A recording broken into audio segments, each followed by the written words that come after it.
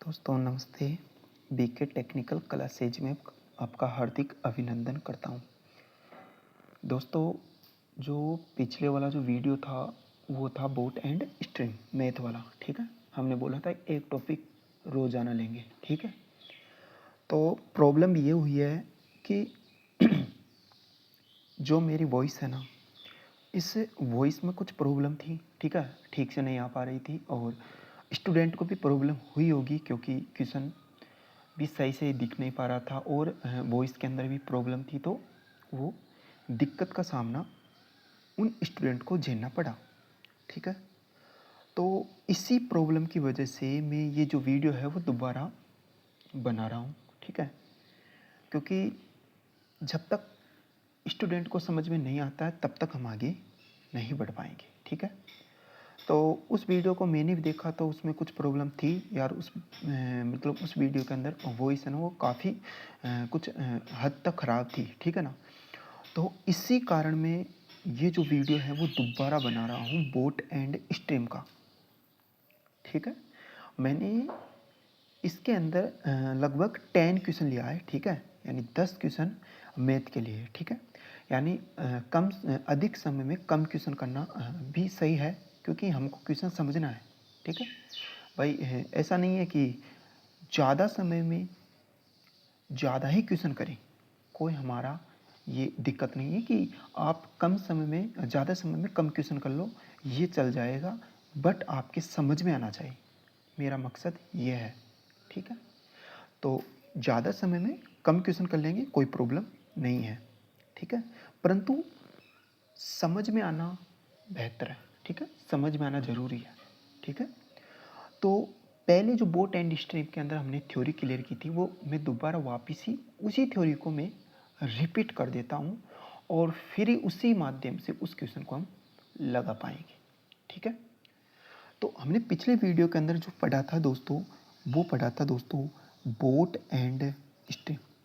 Boat and stream ये हमने पढ़ा था। अर्थात जो बोट एंड स्ट्रीम होता है इसको नाव व धारा बोला जाता है, ठीक है। यानी कि नाव को इंग्लिश में बोलते हैं बोट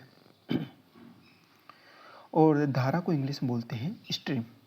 ये टॉपिक आज हम इस वीडियो के माध्यम से देखेंगे, ठीक है। तो सबसे पहले आपको क्वेश्चन करने से पहले आपको थ्योरी पता होनी चाहिए कि सर बोट क्या होता है, धारा क्या होता है। कभी कभी नदी की धारा एक डायरेक्शन में चली जाती है, जिधर बोट जा रहा उसी डायरेक्शन में नदी बहती है। कभी कभी बोट अलग दिशा में बहता है, कभी धारा अलग दिशा में बहता है। तो इसी के माध्यम से क्वेश्चन बना देता है एग्जामिनर, ठीक है। तो इसको सबसे पहले क्लियर करेंगे और फिर उसके माध्यम से हम क्वेश्चन लगा पाएंगे। क्योंकि जब तक आपके जो थ्योरी है वो बेसिक है वो जो क्लियर नहीं होगा तब तक आप क्वेश्चन नहीं लगा पाओगे। तो इसी थ्योरी को क्लियर करने के लिए सबसे पहले आपको बेसिक नॉलेज होना ज़रूरी है। क्योंकि जब आपकी नींव है वो मजबूत होगी ना, तभी आप क्वेश्चन लगा पाओगे। अगर मैं डायरेक्ट अगर आपको क्वेश्चन बता दूं तो आप क्वेश्चन नहीं लगा पाओगे। आप सोचेंगे शांत जल क्या है, धारा क्या है, बोट क्या है, मेरे तो कुछ समझ में नहीं आ रहा है। तो उसी परेशानी को दूर करने के लिए सबसे पहले हम थ्योरी लेके आए हैं। आपकी थ्योरी अगर क्लियर हो जाएगी ना तो क्वेश्चन लगाने में तो मज़ा ही अलग आएगा, ठीक है। और मज़ा तभी होता है जब थ्योरी क्लियर है। और मैथ को तो मज़े से लेके पढ़ो तो ही मज़ा आएगा, ठीक है। तो मेरा मकसद यह है कि सबसे पहले आपको थ्योरी क्लियर होनी चाहिए और फिर उसी माध्यम से आपको क्वेश्चन लगाऊंगा, ठीक है। एक एक क्वेश्चन मैं खुद कराऊंगा और खुद समझाऊंगा और फिर आप प्रैक्टिस कर लेना और क्वेश्चन लगा के, और कौन सी भी बुक से आप क्वेश्चन लगा लेना, आपकी किसी प्रकार की कोई प्रॉब्लम नहीं आएगी, ठीक है। तो आइए सबसे पहले हम थ्योरी क्लियर करते हैं और फिर हम क्वेश्चन लगाते हैं, ठीक है। तो आइए देखो, मैंने लिखा है बोट एंड स्ट्रीम, ठीक है। मान लीजिए दोस्तों ये आपकी नदी है, ठीक है। ये आपकी नदी का पानी है, ठीक है। तो आप कह सकते हो सर ये आपकी क्या है, नदी है, ठीक है। इस नदी के अंदर ये आपका क्या है, मान लीजिए ये आपका क्या है, बोट है, ठीक है। यानी नदी है, नदी के अंदर क्या है दोस्तों, बोट है। ओके, अब क्या होता है कि कुछ कंडीशन में ये जो नदी है वो शांत हो जाती है और कुछ कंडीशन में ये नदी बहने लग जाती है। ठीक है, ये वातावरण के ऊपर डिपेंड करता है। ठीक है, आप कह सकते हो।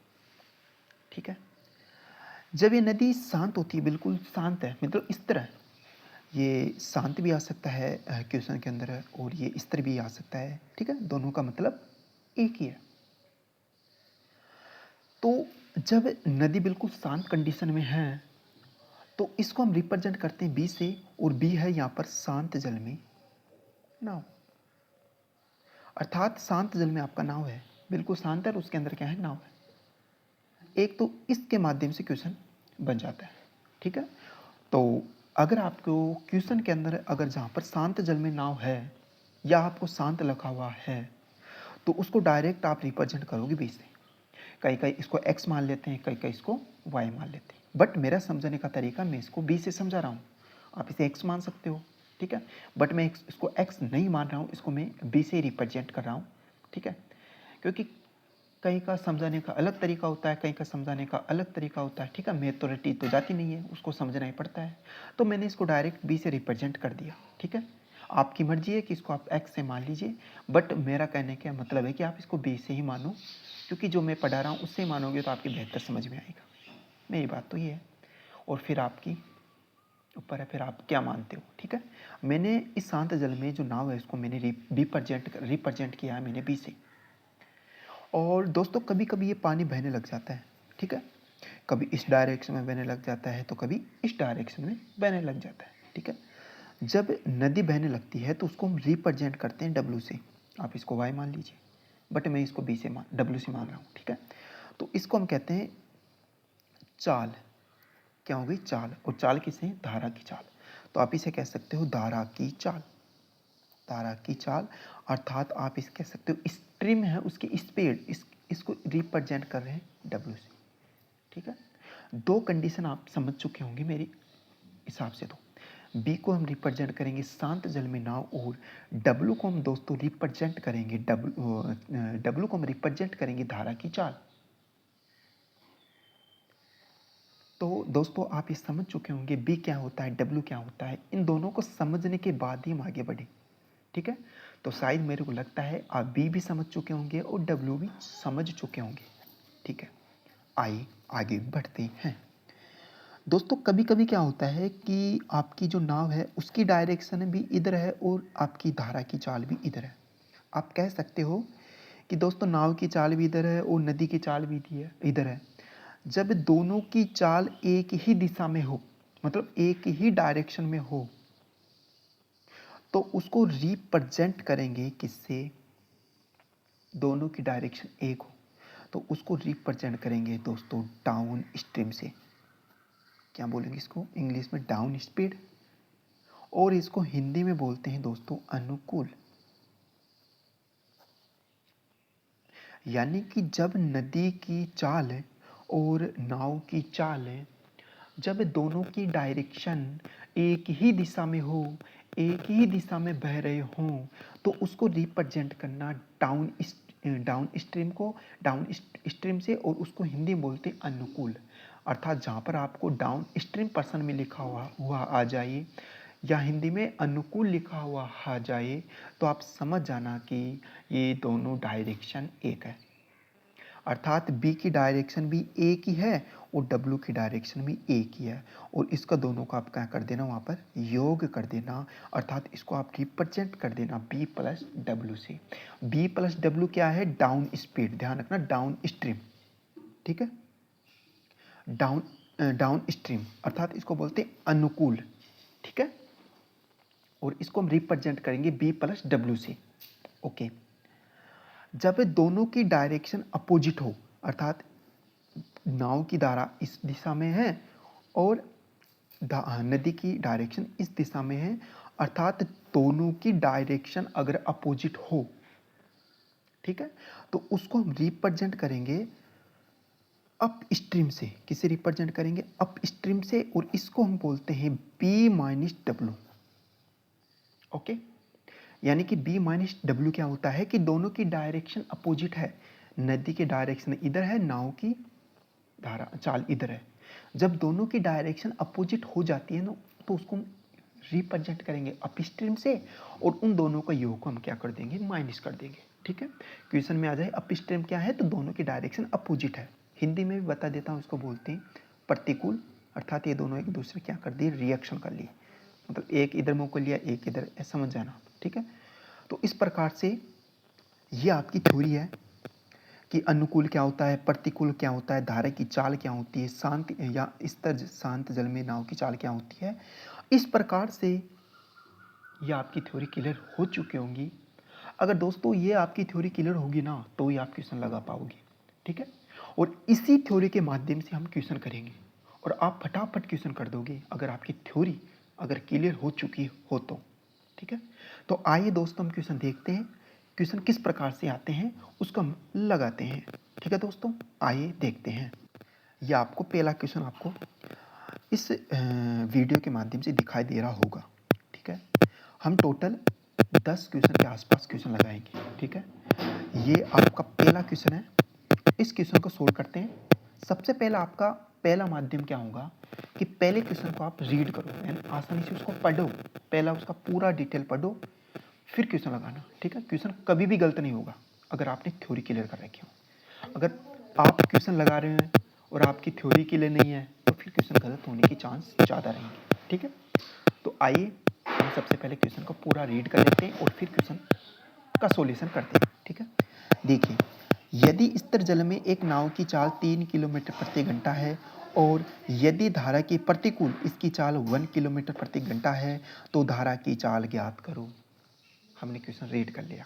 ठीक है, आइए हम एक ही क्वेश्चन को वापस देखते हैं।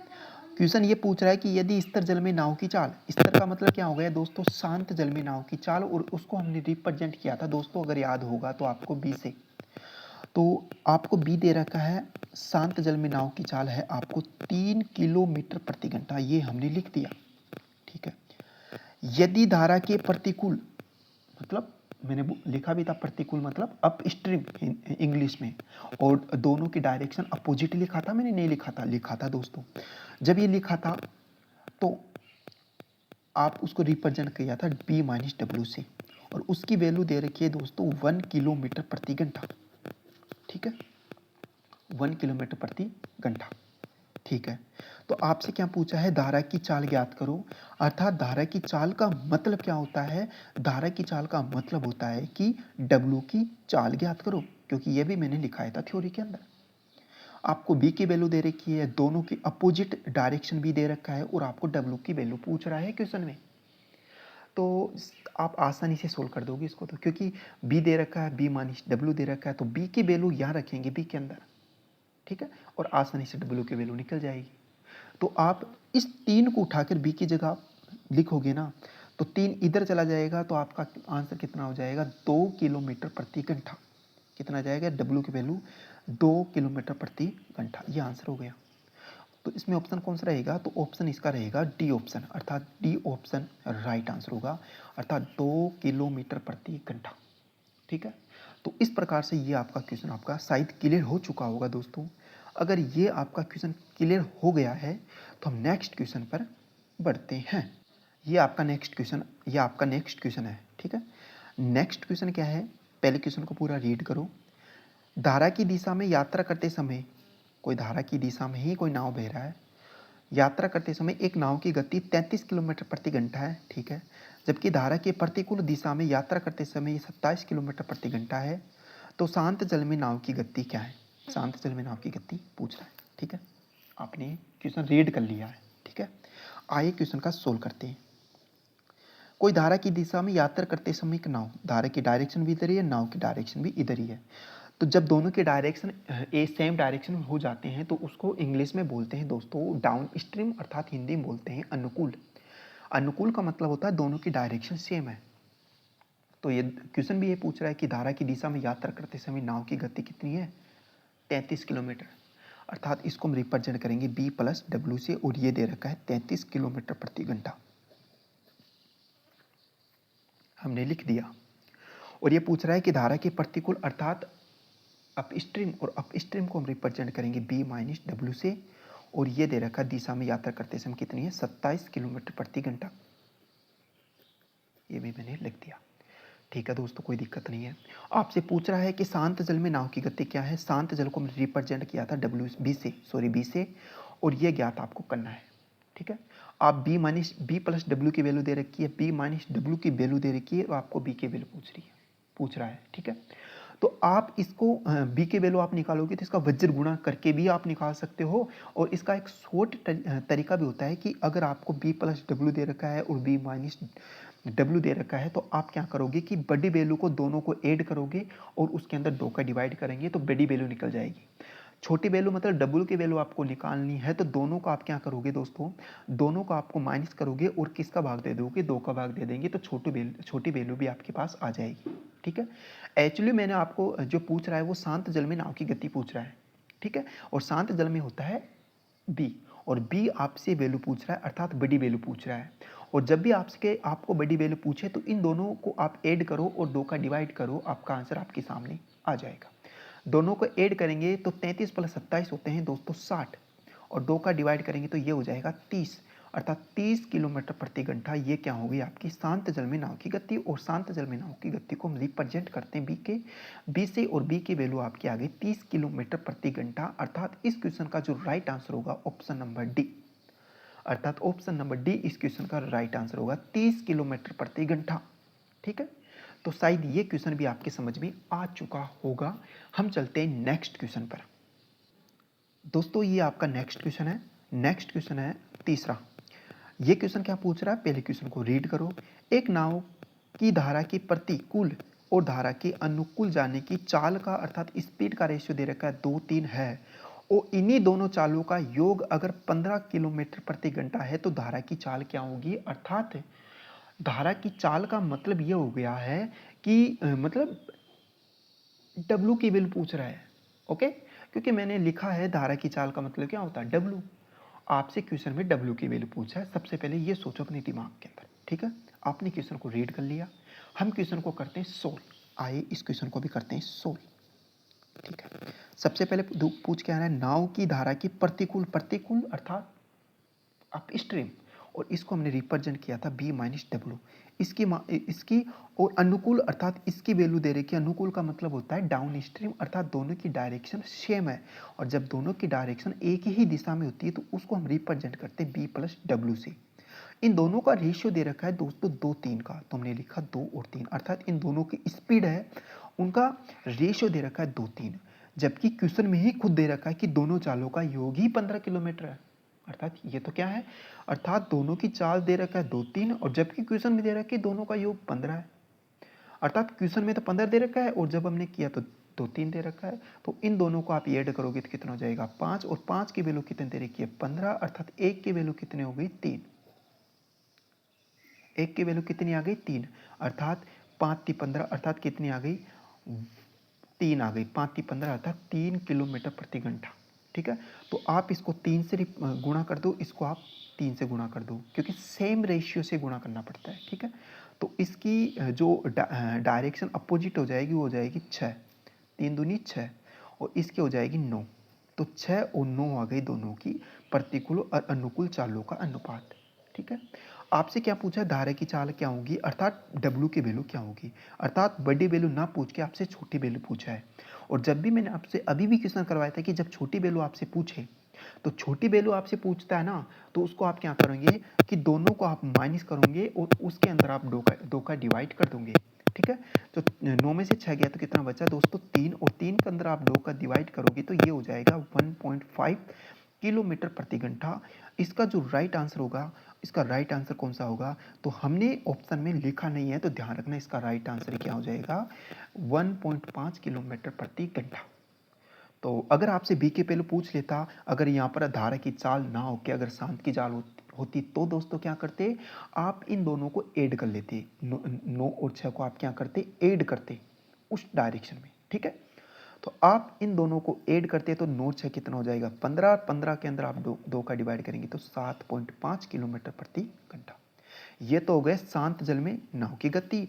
और डब्ल्यू का मतलब क्या हो गया, धारा की चाल। तो हमने क्वेश्चन में क्या पूछा है, धारा की चाल। तो धारा की चाल कितनी हो जाएगी, 1.5 किलोमीटर प्रति घंटा। अर्थात दोस्तों हमने ऑप्शन में लिखा नहीं है, तो ध्यान रखना इसका आंसर, राइट आंसर तो होगा 1.5 किलोमीटर। ये इसी धारा की चाल की वजह से। अगर यहाँ पर शांत हो जाता तो इसका आंसर हो जाता है 7.5 किलोमीटर प्रति घंटा। ओके, तो इस प्रकार से ये थर्ड क्वेश्चन भी मेरे हिसाब से आपकी समझ में आ गया होगा दोस्तों। ठीक है, तो हम चलते हैं नेक्स्ट क्वेश्चन। नेक्स्ट क्वेश्चन रहेगा हमारा चौथा। ठीक है, तो आइए हम नेक्स्ट क्वेश्चन पर मूव करते हैं। दोस्तों ये आपका नेक्स्ट क्वेश्चन है। नेक्स्ट क्वेश्चन क्या दे रहा है, इसको रीड करो पहले। क्वेश्चन है, एक नाव धारा की दिशा में 55 किलोमीटर की दूरी 5 घंटे में तय करता है। ठीक है, जबकि धारा के विपरीत अर्थात अपोजिट दिशा में समान दूरी, वही दूरी 55 किलोमीटर की, ठीक है, तय करने में इसे कितना घंटा लगते हैं, 11 घंटे। तो नाव की चाल क्या होगी, नाव की चाल वैसे मतलब W की वैल्यू आपसे पूछ रहा है। ठीक है, उससे पहले आपको मैं बता दूं कि जहाँ पर भी आपको चाल की वैल्यू, चाल निकालना है, तो आप दूरी को किससे डिवाइड कर देंगे, समय से। तो आपकी क्या निकल जाएगी दोस्तों, चाल। और चाल आप निकाल दोगे क्योंकि ये दे रखा है कि नाव की दिशा में 55 किलोमीटर की डिस्टेंस अर्थात दूरी दे रखा है 55। ठीक है, और जब आपकी दूरी दे रखा है 55 और वो कितने घंटे में तय करता है, 5 घंटे में, ये दे रखो। तो 5 से आप डिवाइड करोगे ना, तो ये हो जाएगा 11 किलोमीटर प्रति घंटा। अर्थात नाव की दिशा में, इसकी दिशा में, नाव की दिशा में 55 किलोमीटर की दूरी 5 घंटे में वो क्या करता है, तय करता है। वो भी किसकी डायरेक्शन में, नाव की डायरेक्शन में। ठीक है, तो आप क्या करोगे दोस्तों, नाव की डायरेक्शन को हम एक नाव की जो धारा की दिशा होती है, ठीक है, उस 55 किलोमीटर की दूरी को 5 घंटे में तय करता है। अर्थात आप इसे क्या लिख सकते हो दोस्तों, मतलब नाव की धारा है उसको आप रिप्रेजेंट कर सकते हो दोस्तों, किसे रिप्रेजेंट कर सकते हो, B + W, ये लिखोगे दोस्तों, क्योंकि दोनों की डायरेक्शन एक ही, नाव की दिशा का मतलब दोनों की डायरेक्शन एक है। और 55 किलोमीटर की 5 घंटे में तय करता है, तो कितनी चाल हो जाएगी उसकी, 11 किलोमीटर प्रति घंटा। ये हमारा क्लियर हो चुका है। ठीक है, जबकि धारा के प्रतिकूल अपोजिट समान दूरी, मतलब 55 किलोमीटर की दूरी है, कितने घंटे में, 11 घंटे में। जब 55 को 11 से डिवाइड करेंगे तो कितनी निकल कर आएगी, 11 × 5 = 55, यानी 5 किलोमीटर प्रति घंटा। B - W की वैल्यू दे रखी है 5 किलोमीटर प्रति घंटा। मतलब दो चीज़ आपको मिल चुकी है, B + W और B - W। ठीक है, आपसे क्या पूछा है, नाव की चाल क्या होगी, अर्थात नाव की चाल क्या होगी, और वो भी आपसे किस में पूछ रहा है, वो भी आपसे दोस्तों ध्यान रखना शांत जल में पूछ रहा है। क्यों, क्योंकि नाव की धारा की दिशा में आपसे ये नहीं पूछा है कि नाव की चाल क्या होगी, आपसे ये नहीं दे रखा है क्वेश्चन में शांत या धारा की। ठीक है ना, जबकि आपको ध्यान रखना क्वेश्चन में बोल रहा है कि नाव में धारा की दिशा में, तो मतलब शांत हो गया जल। और जब शांत में पूछता है तो आपको B को रिप्रेजेंट करते हैं शांत में, अर्थात हमको किसकी वैल्यू निकालनी है, बड़ी वैल्यू निकालनी है, अर्थात B की वैल्यू निकालनी है। तो दोनों को जोड़ेंगे तो 11 और 5 कितना होगा, 16। 16 के अंदर 2 का डिवाइड करेंगे तो 8 किलोमीटर प्रति घंटा हो जाएगा। ठीक है, और यही इस क्वेश्चन का राइट आंसर होगा। ठीक है, तो ऑप्शन कौन सा रहेगा, ऑप्शन आपका ए रहेगा, 8 किलोमीटर प्रति घंटा। ठीक है, तो इस प्रकार से ये आपका चौथा क्वेश्चन भी शायद आपका क्लियर हो चुका होगा। ठीक है, हमने टोटल 10 क्वेश्चन लिया था पहली बात। ठीक है, हमने 4 क्वेश्चन सॉल्यूशन कर चुके हैं। ठीक है, आइए हम नेक्स्ट क्वेश्चन पर मूव करते हैं। दोस्तों ये नेक्स्ट क्वेश्चन है, नेक्स्ट क्वेश्चन है, ध्यान से पढ़िए। एक आदमी स्तर जल में 18 किलोमीटर की चाल से नाव चला सकता है। स्तर जल है बिल्कुल, वो कितनी किलोमीटर से, 18 किलोमीटर प्रति घंटा की चाल से क्या करता है, एक नाव चलाता है। ठीक है, उसी नदी में धारा के प्रतिकूल नाव चलाने क्या है यहाँ पर, से धारा के अनुकूल नाव चलाने में लगने वाले समय से 2 गुना समय लगता है। ठीक है, तो यानी पहले तो क्या दे रखा आपको कि उसी नदी में धारा की प्रतिकूल, और प्रतिकूल को हम रिप्रेजेंट करते हैं B + W से, और अनुकूल को हम रिप्रेजेंट करते हैं B + W से। मतलब दोनों की डायरेक्शन, अनुकूल का मतलब तो सेम और दोनों की डायरेक्शन मतलब अपोजिट, इसका मतलब होगा B - W। ठीक है, तो यह क्या बोल रहा है कि धारा के प्रतिकूल से अनुकूल नाव चलाने में कितना समय लगता है, 2 गुना समय लगता है। अर्थात इससे कितना समय लगता है, 2 गुना। ठीक है, तो ये तो किसकी वैल्यू आ गई, समय की वैल्यू आ गई। ठीक है, समय लगता है, और ये आपकी क्या आ गई, चाल। मतलब ये तो आ गई आपकी चाल और ये आ गया आपका समय, ठीक है भाई। ये तो आपकी स्पीड आ गई, दोनों के अपोजिट, और ये आपकी एक डायरेक्शन, और ये आ गया आपका समय, और ये भी आपका आगे क्या आ गया, समय। अच्छा, जब चाल आपको दिया हुआ हो क्वेश्चन में, अगर आपको समय दिया हुआ हो क्वेश्चन में, तो दूरी कैसे ज्ञात करते हैं? तो दूरी ज्ञात करते हैं हम, आपको पता है कि